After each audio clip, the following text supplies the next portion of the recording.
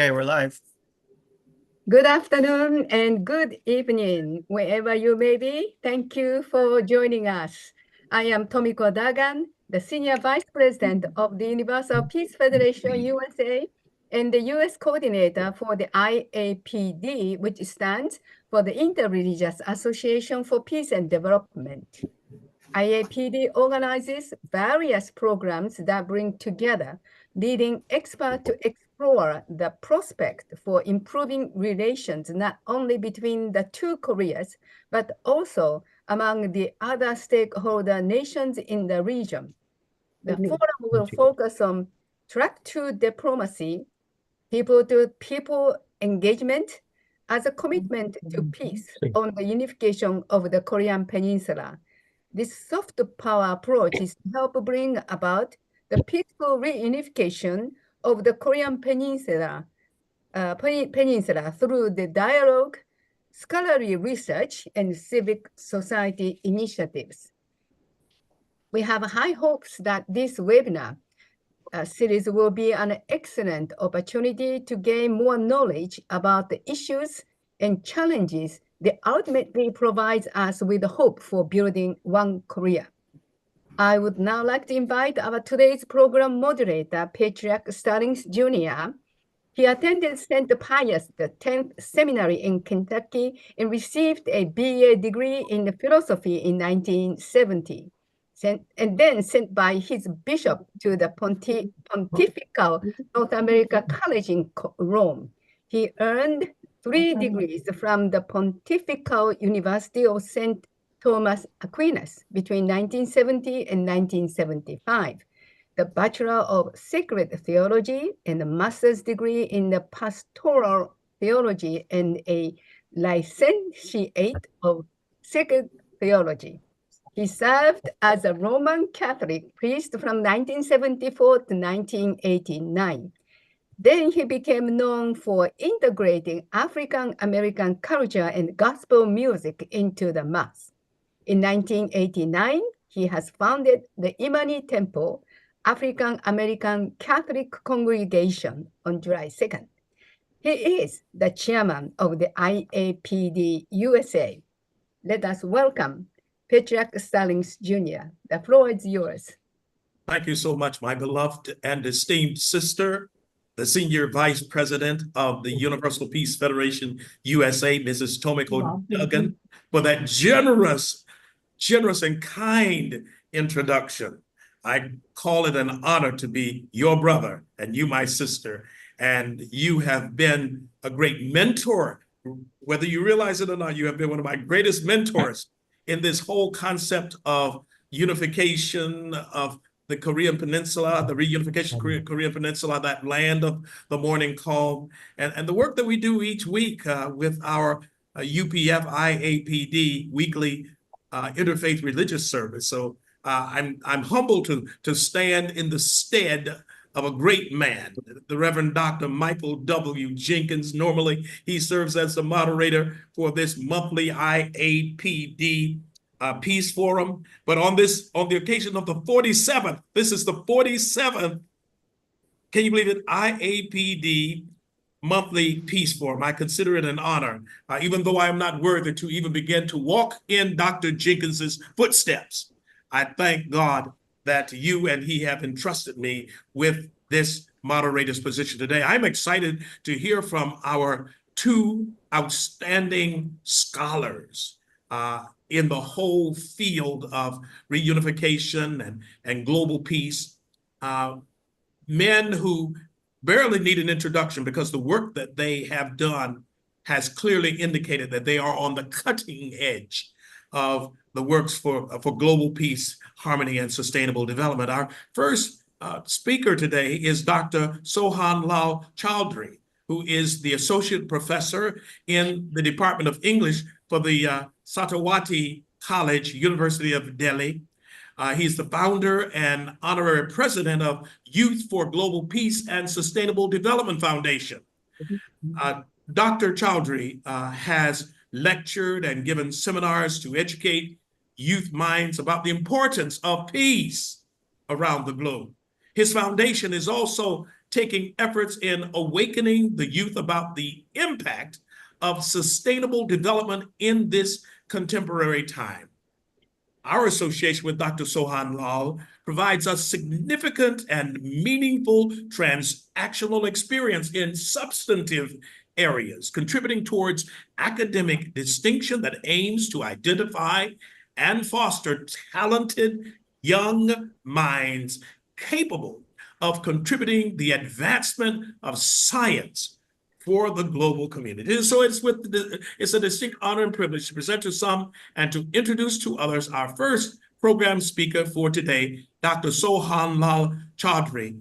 Thank you, my brother, for accepting our invitation. The floor is now yours. Thank you, sir. Thank you so much for your kind introduction and welcome. I'm honored to be with you all. And let me, am I audible to all of you? You are. Thank you, sir. Talking. Thank you, sir. So good afternoon, everyone. Honorable Ambassador Isa Jabala, Honorable Patriarch George A. Stelling Jr., Honorable Tomiko Dugan, and all the other participants. I'm honored to be here to speak on commitment to peace challenge and hope for unification of the Korean Peninsula. And I'm thankful to Interreligious Association for Peace and Development Forum, IAPD. And I'm especially thankful to Madam Tomiko Dugan for the kind invitation to be with you all. So this is an issue that holds profound significance for global peace, the commitment to peace on the Korean Peninsula, and the hope for its unification. The division between North and South Korea is not just a regional issue, but one that affects the broader world community. As advocate of peace, we must take this opportunity to reflect on the ongoing challenges and possibilities for reconciliation. As Reverend Father Sun Myung Moon said, I have a very huge regard for Father Moon, and he said that we are all connected as one human family, and it is our responsibility to care for each other. And in our Indian philosophy also, we focus on Vasudev Kutumbakam. That means whole world is like a family to us. I wish to start from the historical context that understanding the complexity of the situation, we must go back to the division of the Korea in 1945 after World War II. Unified Korean Peninsula became separated by the different ideology and various regions, and this division escalated into the Korean War 1950 to 1953, a conflict that claimed millions of lives but ended in a settlement, not a peace treaty. The demilitarized zone was established, becoming a stark symbol of division. The Korean Peninsula remains divided to this day, with occasional diplomatic efforts interrupted by periods of heightened tension, such as missile tests by North Korea and international sanctions. This talk also emphasizes both the challenges and hope for peace, encouraging engagement from the audience while providing a balanced perspective on the complex political and social realities of the Korean Peninsula. Now, let me say the challenges for peace with you all, that despite the 1953 settlement, there has been no formal peace agreement. Both countries remain technically at war. The challenges for peace in the region has been compounded by the nuclear ambition of North Korea and its tense relationship with international communities. The unification of the Korean Peninsula remains a complex issue with both challenges and hopes. Here are some key challenges that we see in day-to-day lives and day-to-day work, like political system, economic disparities, security concerns, international influence, cultural differences, etc. Let us join our hands for the efforts toward peace. Throughout the decades, there have been several efforts at peace building.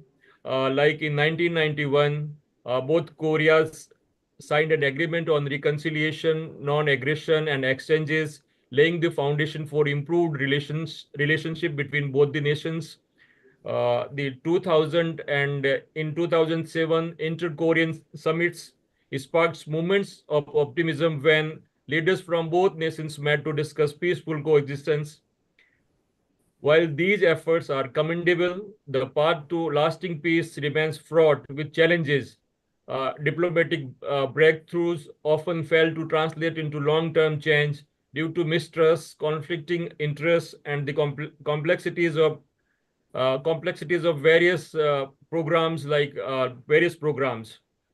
Now, what does it mean to truly commit to peace in the Korean Peninsula? A commitment requires sustained efforts at both diplomatic and grassroots levels. International organizations such as the United Nations have played key roles in facilitating dialogue with nations like US, India, Japan, and other countries act as a critical player in shaping the future of peace in the region. However, it is not just the government that are responsible. Civil societies, NGOs, various foundations play an important role. And so NGOs like my foundation, the Youth for Global Peace and Sustainable Development Foundation, where I am proud to work, can help bridge divides by fostering dialogue and cultural exchanges between people of North and South Korea. These initiatives can build mutual trust, understanding, which are vital to any future unification efforts. Now, let us share a few ideas for the hope for unification. When we talk about unification, we envision a Korea that is not bound by fear or divided by ideologies. A unified Korea holds enormous potential, not only for the people of the peninsula, but for the world. Unification would mean the end of a conflict that has lasted for over 7 decades. It would bring families torn apart by the war back together and open doors to extraordinary economic collaborations. The process would not be without its challenges. We must be realistic about the economic and social disparities between the North and South Korea. Yet, if we look at the historical examples like the reunification of Germany, we know that such transformations are possible. So how do we move forward? Uh, confidence building measures must continue. North and South Korea need open lines of communications that are free from political strategies. In the meantime, humanitarian aid, cultural exchanges, cultural exchange programs must be arranged. The people of North Korea need exposure to the outside world, and such interactions can pave the way for more openness and cooperations. Of course, there are significant challenges to overcome. The military presence in the region remains substantial, with both sides heavily armed. Ideological differences between the two nations also run deep, intensified by decades of mutual distrust. Additionally, the economic disparity between the highly industrialized South and the economically isolated North present a significant barrier to unifications. But despite these obstacles, hope persists. In the conclusion, I wish to mention here that the Korean Peninsula presents one of the greatest challenges to peace in our modern world, but it also provides an opportunity for incredible transformation. If we as a peace builder stay committed to the cause of peace, support diplomatic efforts, and foster greater understanding between people of these two countries, there is every reason to believe that the dream of a unified Korea can become a reality. I urge each of you today to think about what really you can play in this process, whether it's through advocacy, dialogue, or simply spreading awareness. Each small action contributes to a larger great goal of peace. Thank you very much for the patient listening and cooperation. Thank you all. Thank you so much. Thank you so much, Dr. Chaudhary. Right on point. You touched on all of the points, all of the salient points of dealing with the reunification of the Korean Peninsula. And you laid out for us the task that faces us, particularly in light of the fact that the Korean war ended over 70 years ago. And I think that as you pointed out very clearly, that the reunification of the Korean Peninsula is very much linked to bringing about universal peace. Yes. Bringing about a reconciliation. And you quoted the Reverend Dr. Sun Myung Moon when you said that we are all connected Yes. as one human family. And Martin Luther King Jr. said something similar to that, that we are all inextricably linked together in an inescapable network of mutuality, bound together in a single garment of destiny. And what affects North and South Korea directly affects all of us indirectly. You were brilliant in sharing with us very clearly that there's so many factors, contributing factors, that must be addressed in bringing about peace on the Korean Peninsula, the place that we call the land of the morning calm. Isn't it amazing that is what we call Korea, the land of the morning calm? And yet we see anything but a calming of the situation there that is preventing family members from coming together. It's amazing that they all speak on the Korean Peninsula, they all speak the same language. They have the similar customs. They have families both in North and South Korea. But there's so much division there. So it would behoove us, as you have really stated, for us to work together with all of those parts. And this program is about what we call track 2 diplomacy. Yes. We're not engaged in the military aspect of it, or the legislative or the governmental aspect. We're trying to take this soft approach to bringing about a reunification of North and South Korea, in light of the fact that we have, shall we say, those who are determined to see the division continue for political reasons. So your message today, Dr. Chowdhury, was right on the mark. I mean, we don't need to do any further research. You have given us the research. We need to do the work. And I pray that we will accept your challenges. You said these are challenges that face us. They're not impossible. They're challenges. There's no need to take a defeatist attitude because it's been more than 70 years since the Korean War. We can accept these challenges, and hearing from speakers like you encourages us to never give up hope, to keep on keeping on, because ultimately what happens on that Korean Peninsula will reverberate across the face of the earth. So thanks again, Dr. Chowdhury. Keep on carrying this message forward, because we need people like you who can help us to get a better understanding of the obstacles as well as the challenges that we face in this modern time. Have a blessed day. Thank you. Our next speaker has served as an ambassador. We address him as, His Excellency. Speaking to him directly, I call him Your Excellency, Ambassador Isaiah Chabala, who has served as a permanent representative of Zambia in the southeastern section of the African continent. He has not only served as permanent representative of Zambia to the United Nations and international organizations in New York and Geneva, but also the European Union, and currently to Belgium, France, Italy, Luxembourg, Netherlands, Portugal, and Spain. He's got half the map covered. He has also served as an alternate representative to the United Nations Security Council, representative to the United Nations Economic and Social Council, and representative to the United Nations Commission on Human Rights. Obviously, having served in the diplomatic corps, he is a career foreign service officer and senior government official for many years. Ambassador Chabala has served as Undersecretary to Budget and Economic Affairs, Director of Economic and Technical Cooperation, Deputy Permanent Secretary in Economics and Finance, and speechwriter, speechwriter to the Prime Minister, among other senior government appointments.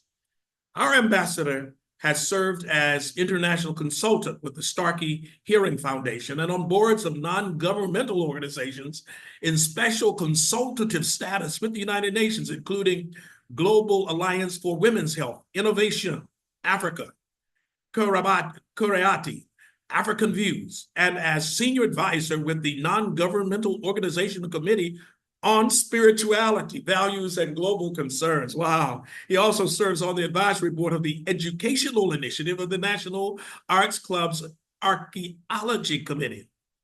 Finally, he is the founder and president of Visionary Empowerment Incorporated, a nonprofit corporation that has established a women empowerment organization in Zambia, providing sustainable business skills and life skills training for women and girls, including HIV/AIDS, orphans, and widows, particularly in rural and underserved communities.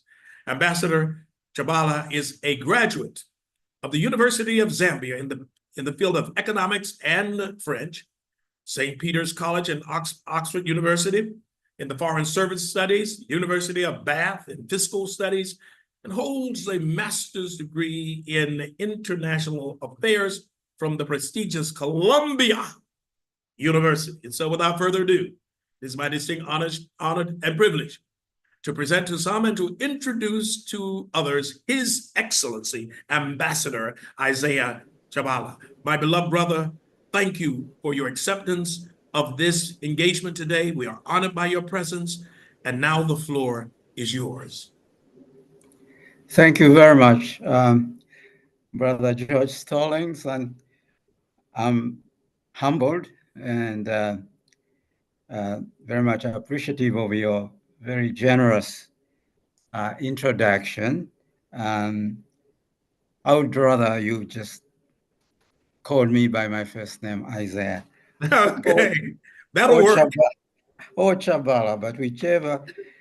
I must, just make a brief note on my names. I come from Africa, as you have shared, and there we take names seriously. I was named Isaiah after the spirit of the prophet Isaiah, which says something about my upbringing in a Christian family, very strong tradition. I was also named Chabala, which is a Bantu. In Bantu, it translates into English as she or he who connects or unites. Now that's very interesting because subsequently, and cut a long story short, 20 years later, I was deployed into the diplomatic service after my graduate studies to work for the United Nations. And United Nations has been, for me, I refer to it as my sister organization. I'm a very strong advocate and activist of the United Nations. So there you have the name Chabala, and of course Isaiah, the Jewish prophet, very much renowned for social justice work or prophecies. And you have the being united or living out the meaning of my name by serving as, because I still continue to serve as a very strong advocate and activist of the United Nations and its ideals, foundation ideals and principles. So I'm starting from there, from the genesis, so to say, because I believe that we are here addressing a situation facing the Korean Peninsula, which presents challenges, very real challenges, and especially the separation of a country which and a people which is essentially one. And at the same time, and I would like to focus on this, these challenges represent for us and for humanity hope, because I prefer for us to address the future, a hopeful future, not least because we have to, as community, and I use we, or make a note on that,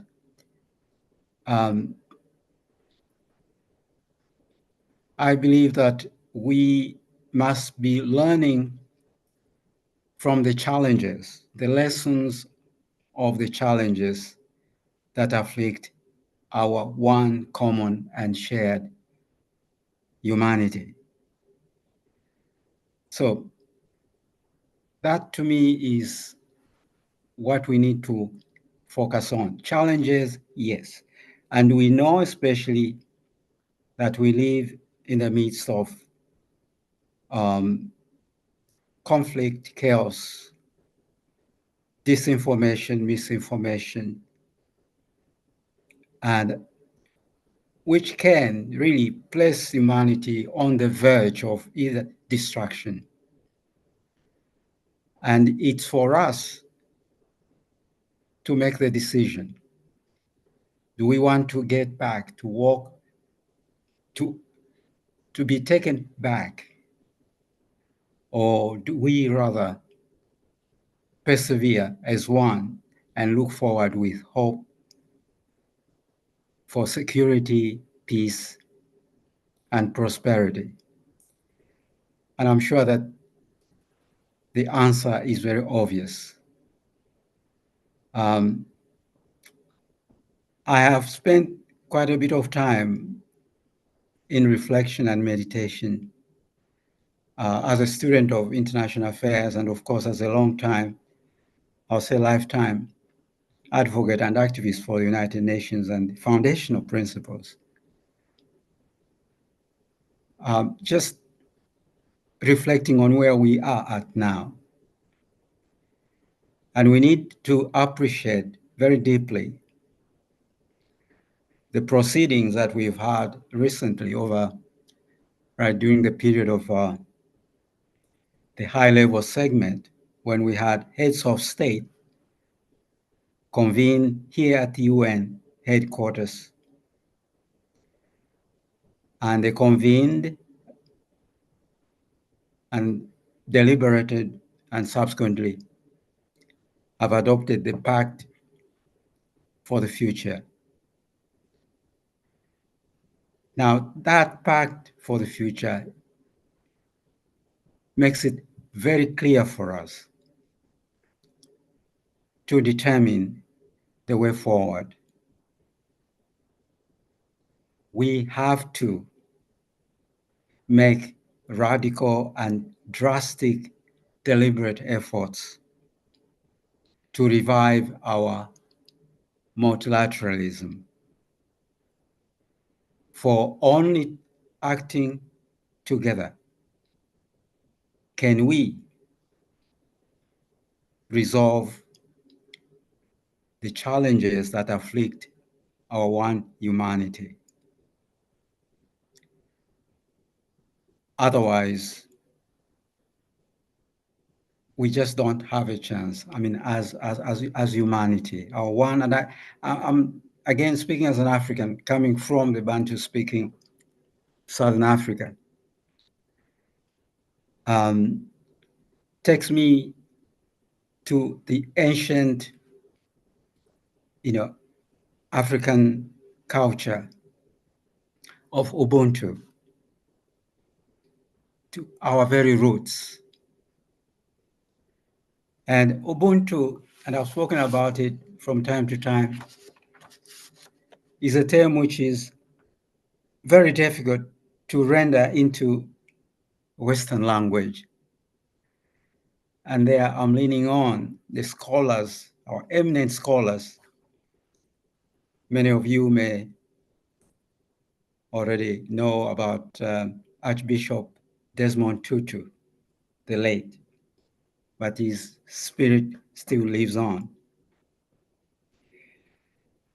But it's Ubuntu translates again to English as humanity. It speaks of the very essence of being human. For instance, it says you are generous, you are hospitable if you exhibit or manifest the character of Ubuntu. You are friendly and caring and compassionate. You share what you have. You say to yourself, my humanity is caught up. It is inextricably bound up in yours, in the other. We belong in a bundle of life. And coming to, I think, a term we have mentioned in the theme, reconciliation. Yes, we abhor violence, war. We want to resolve conflict peacefully, to reconcile, and not least, to forgive. Now, forgiveness may appear in some cultures as a weakness. And in our Ubuntu perspective, it is not. It is a measure, a manifestation of courage, of strength. And these attributes, including love, compassion, patience, self-control, again, speaking as a Christian, in my faith, these are fruits of the Spirit. These don't come from the human, just the sense of being human. No, they are very much byproducts of a divine character, meaning we are connected because we are byproducts, we are products of our Creator God, the Supreme. So I want to address this and to focus on this. In our efforts, determined efforts, and it's a commandment, all of us have to strive to do our best to resolve the problems that afflict the Korean Peninsula. And it should be our vision. We should strive to realize the vision of a Korean Peninsula in which both sides, can enjoy peace, prosperity, and human rights. Because what we have now, the situation that has prevailed over decades, 7, 8 decades, is in course an aberration. It is not meant to be. Therefore, it is paramount for each one of us, all of us, not just the people of North Korea and South Korea, but for the entire humanity, to do the best we can to strive to realize this vision of one Korea, one people. There's no option other than that. And if I may, in this regard,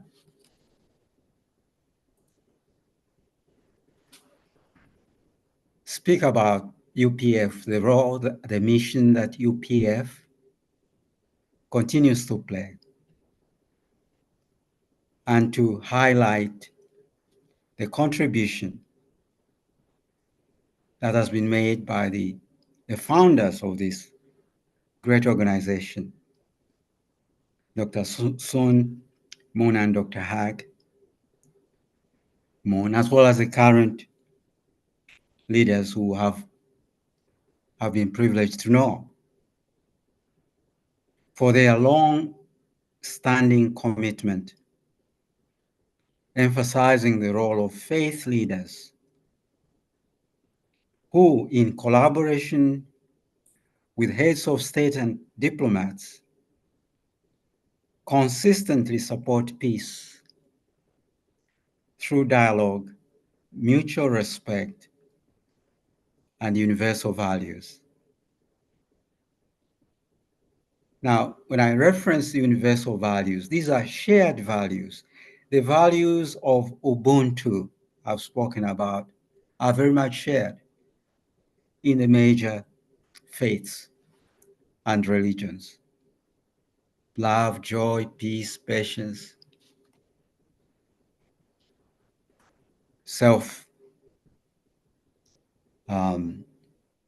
self-respect, self-control, all these are shared.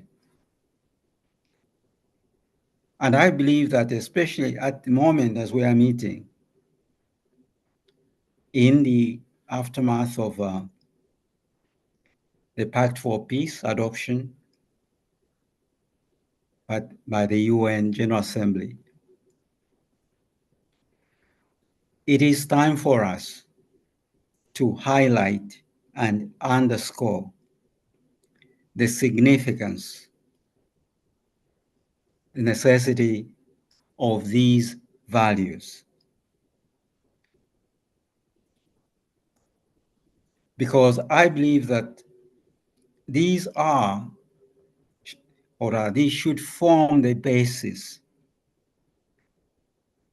as we do the best we can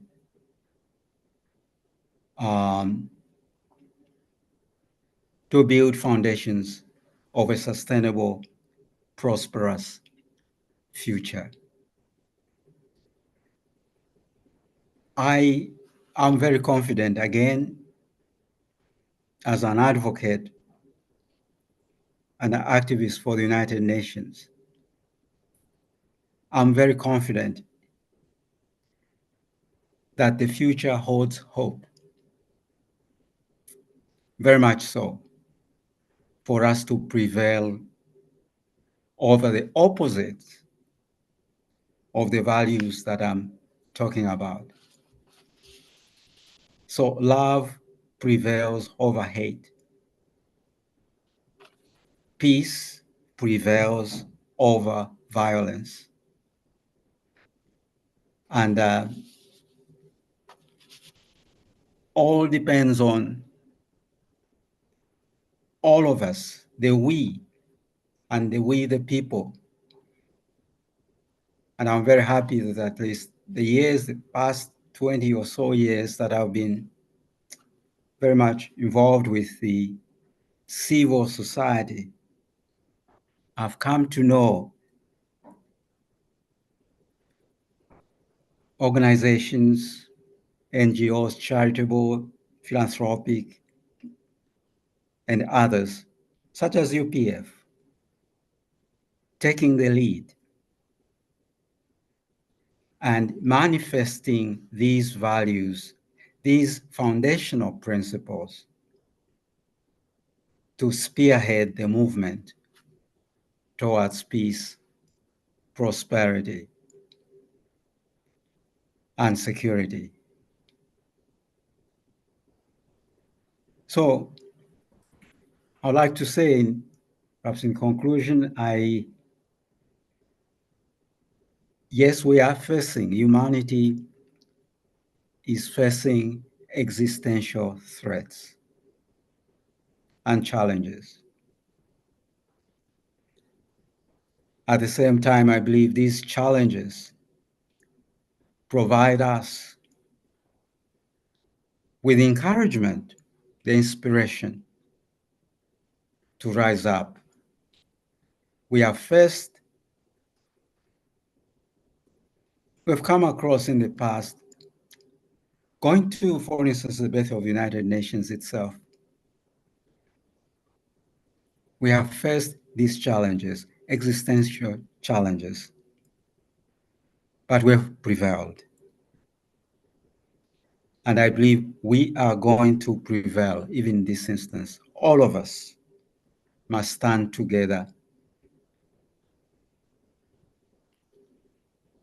to quote the Ubuntu ethic, I am because we are. I have also extreme confidence, especially in the role that's being played by the youth. The youth translate as sustainability. I have also confidence, a lot of confidence in the role that is being played and that can be played by our women. This has been, to some of us, many, a point of disappointment in that we still struggling to provide sufficient space for participation to our women and girls, for leadership, especially in peace building, leadership in reconciliation, because they can play, women and the youth can play a very important role in resolving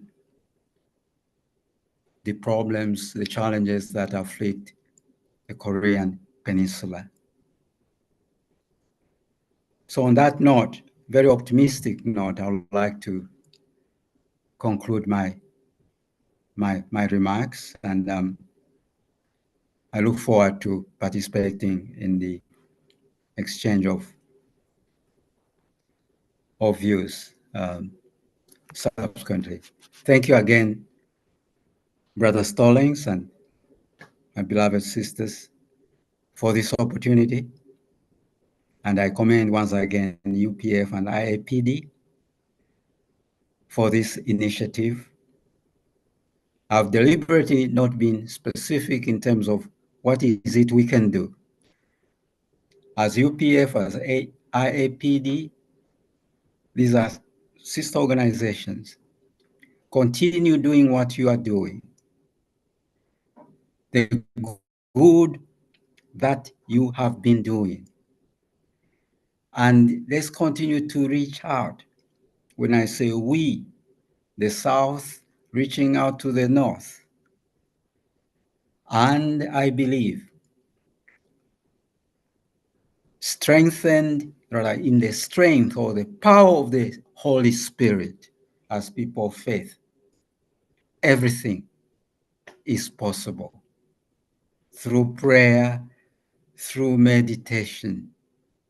As I said, the values that I've spoken about, the fruit of the Spirit, they are anchored, they are byproducts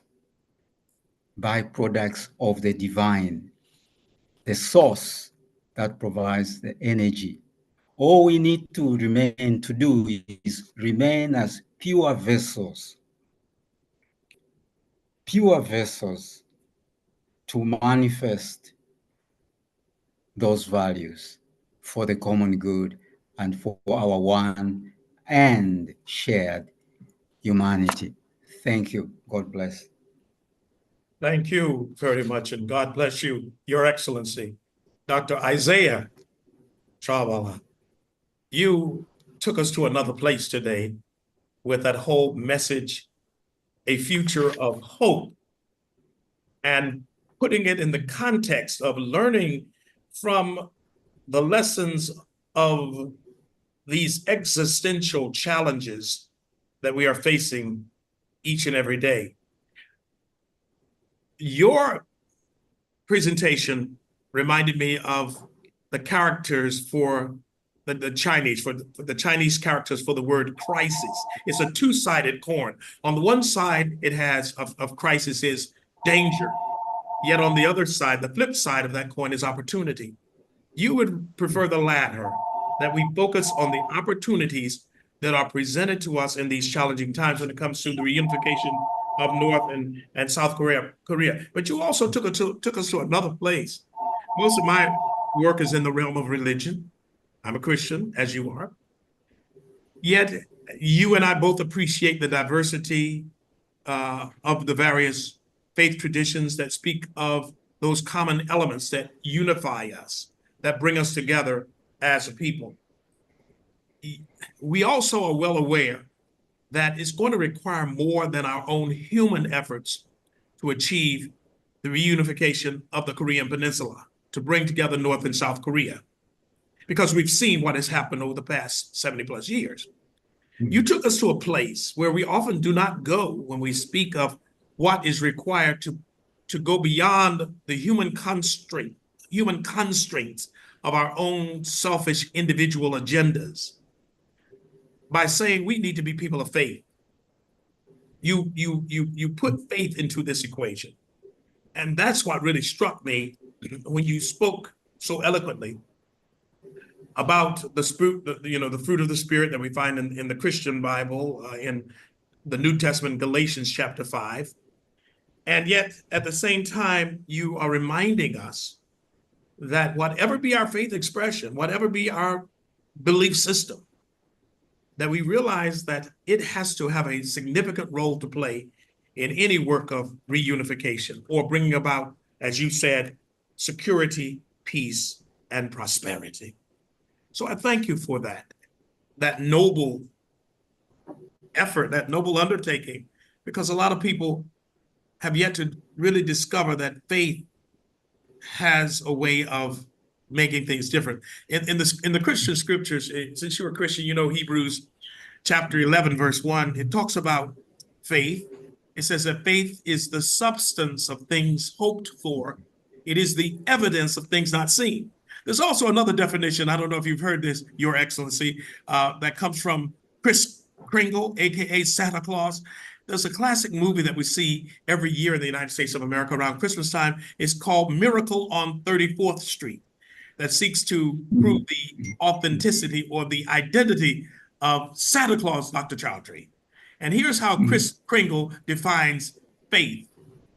Faith is believing in something when common sense tells you not to. Faith is believing in something when common sense tells you not to. And common sense would tell us it's been over 70 years since Korea has been divided. That beautiful land of the morning calm, that one nation, people, loving people, caring people.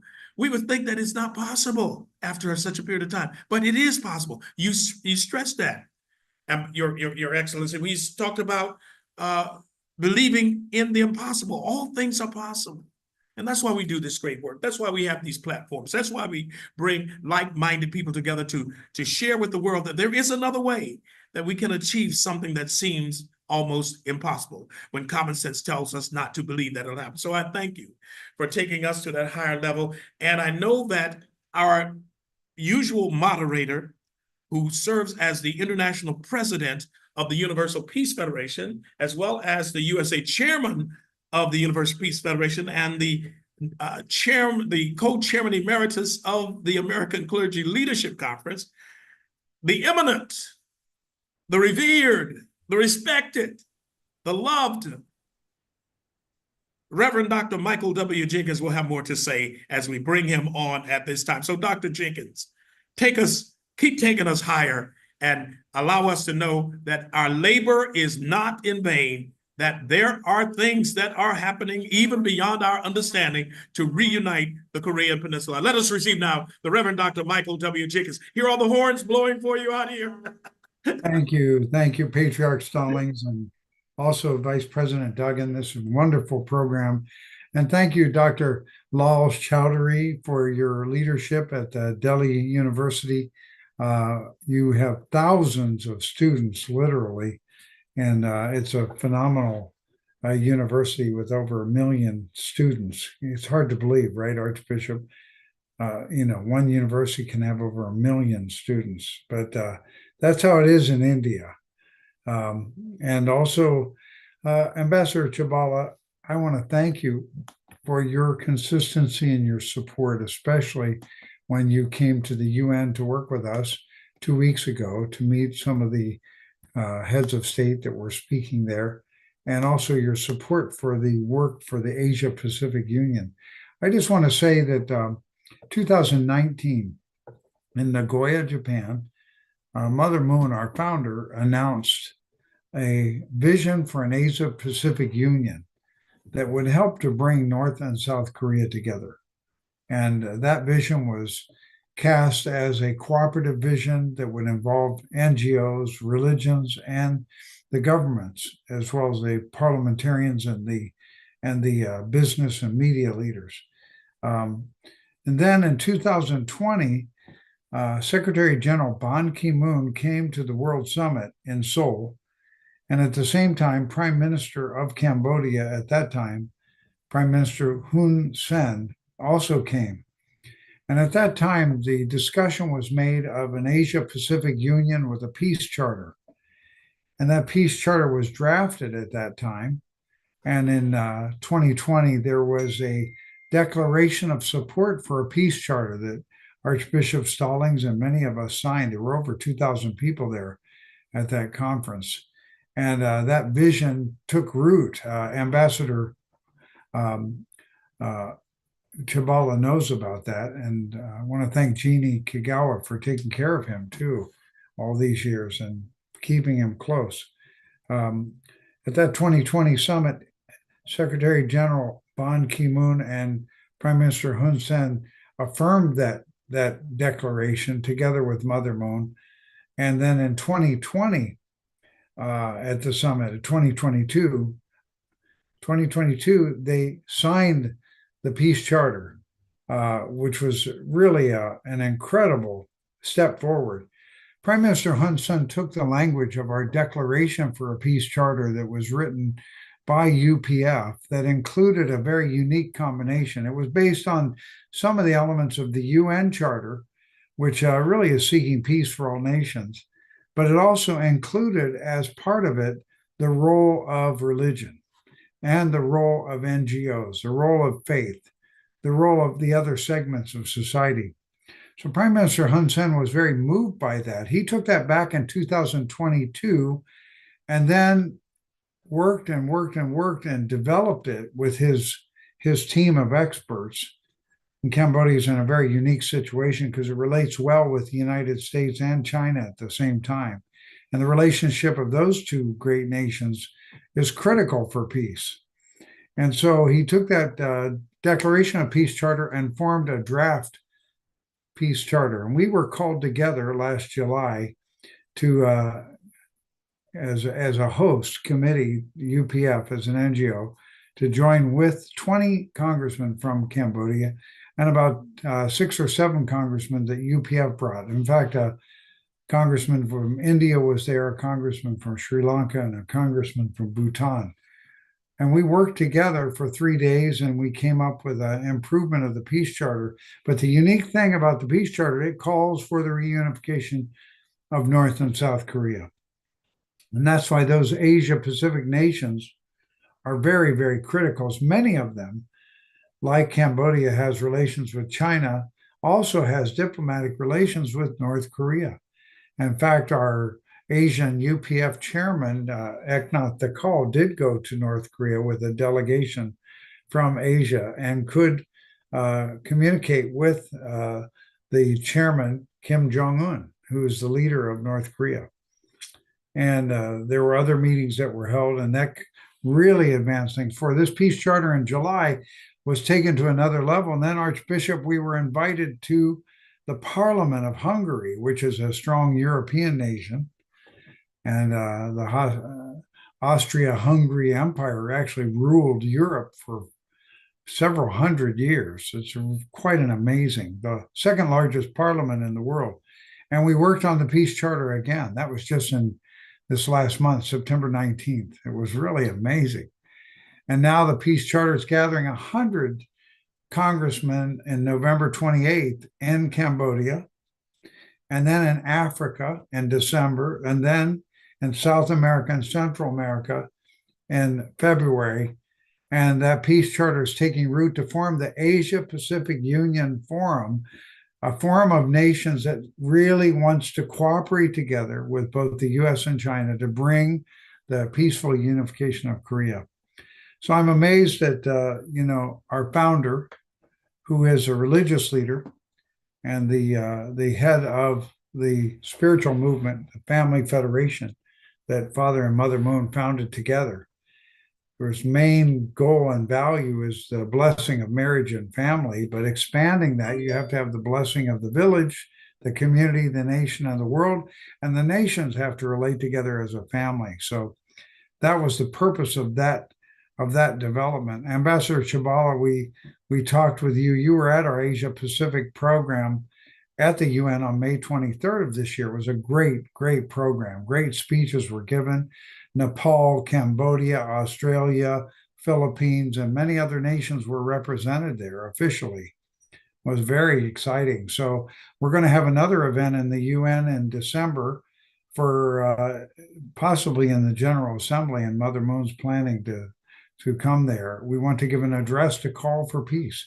It's a critical time because, as you know, North Korea is on the front page of the Washington Times today, that North Korea is considering sending thousands of troops to join Russia and Ukraine.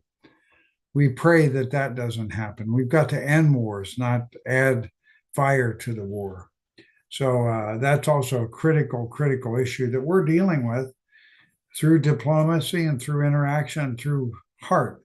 Faith leaders play a critical role, and the IAPD, International Association for Peace and Development, is a faith-based segment of UPF, and our co-chair for North America is Bishop Stallings. So Bishop Stallings, I really appreciate your ability to relate with all people. And Dr. Chowdhury, thank you for coming to Las Vegas to study with faith leaders. An interfaith forum was held there last year. And then also with Tomiko, we're doing so much together.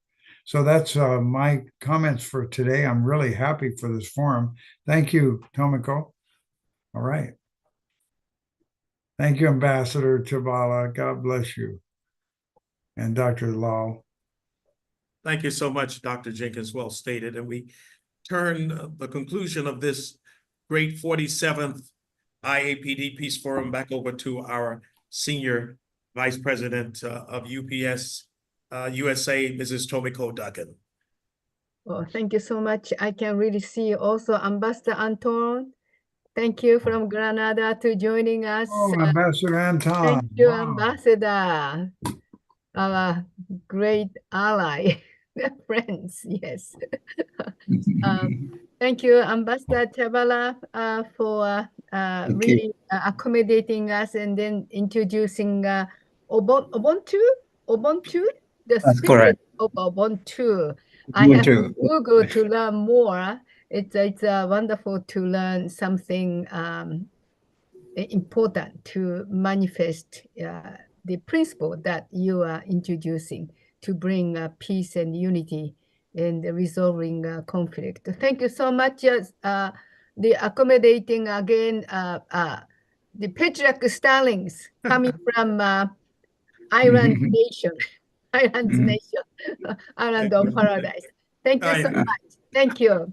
Have a good afternoon. Thank you so much for Thank you, all everyone. audience, ambassadors for Good to peace, see you Dr. all. Good to Jenkins. see you Thank you all so much. from New Delhi, India. Thank you. Yes, Great Dr. program. Thank you so much. It's close to Thank you. midnight. Good night. Thank you. Good night. Thank you. Good night. Thank you, Dr. Lau. Yes, sir. Thank Thank you, you. Ambassador Chabala, Thank you. Ambassador Was Antoine, fabulous. man, Really see you Thank soon. you. very deep. Probably Thank you see very, on very much. Great Tuesday, program. Ambassador. I'll be at the Fabulous. Jeannie, Crown. thank Yeah, you. thank you, and thank you, everyone. Thank Nice you, to see you, Jeannie, Jeannie. Yeah, This is for you. introducing great. Ambassador That Chabala. was very deep. Thank Very you. deep. That was really deep. Yeah, thank you, Thank you Jeannie. so much. Good to see you. Have a good Thank you. afternoon. Thank you. Hello. Thank you, Tomiko. We will Thank be you. victorious. Thank you. God bless you. Thank you, Ambassador Chabala. Not sure.